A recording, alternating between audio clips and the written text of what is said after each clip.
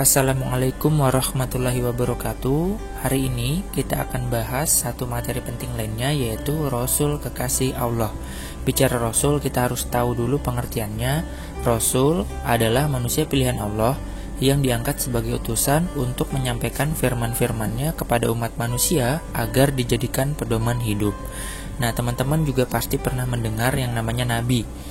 Apa itu Nabi? Nabi adalah manusia pilihan yang diberi wahyu oleh Allah Subhanahu wa Ta'ala untuk dirinya sendiri dan tidak mempunyai kewajiban untuk menyampaikan pada umatnya.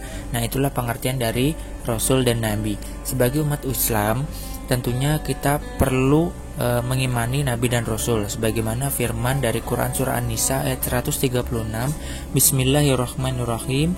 Ya ayyuhalladzina amanu aminu billahi wa rasulihi wal kitabil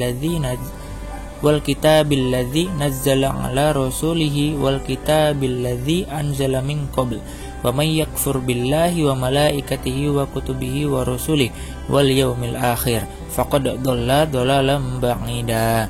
Artinya, wahai orang-orang yang beriman, tetaplah beriman kepada Allah dan Rasulnya dan kepada kitab yang Allah turunkan kepada Rasulnya serta kitab yang Allah turunkan sebelumnya. Barang siapa yang kafir kepada Allah, malaikat-malaikatnya, kitab-kitabnya, Rasul-Rasulnya, dan hari kemudian, maka sesungguhnya orang itu telah sesat sejauh-jauhnya. Nah, jadi itulah surah yang memberi peringatan kepada kita untuk mengimani Nabi dan Rasul. Selanjutnya, sifat-sifat dari Rasul Allah Subhanahu wa Ta'ala. Nah, sifat-sifat dari Rasul ini yang pertama yaitu sifat wajib. Sifat wajib terdiri dari 4. Yang pertama, as-sidiq, yaitu Rasul selalu benar. Yang kedua, al-amanah, yaitu Rasul selalu dapat dipercaya. Yang ketiga, at-tabligh, yaitu Rasul selalu menyampaikan wahyu.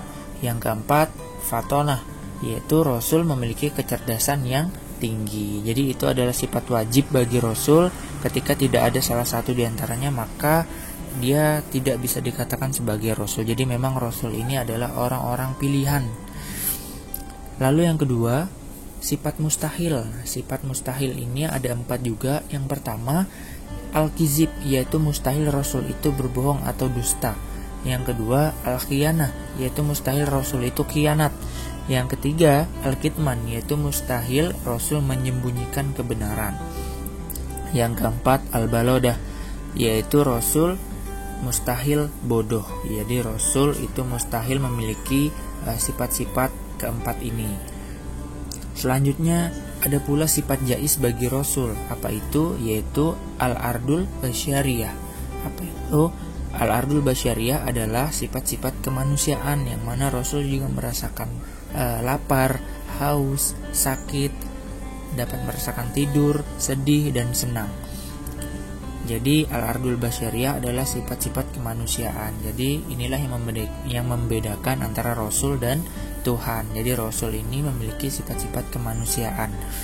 Selanjutnya, selain sifat-sifat al-ardul basyariyah dan sifat-sifat yang lainnya tadi, Rasul juga memiliki 2 sifat yang tidak dimiliki oleh orang lain. Yang pertama adalah ismatur Rasul, adalah orang yang maksum, terlindung dari dosa. Yang kedua, iltizamur Rasul, adalah orang-orang yang selalu komitmen dengan apapun yang mereka kerjakan.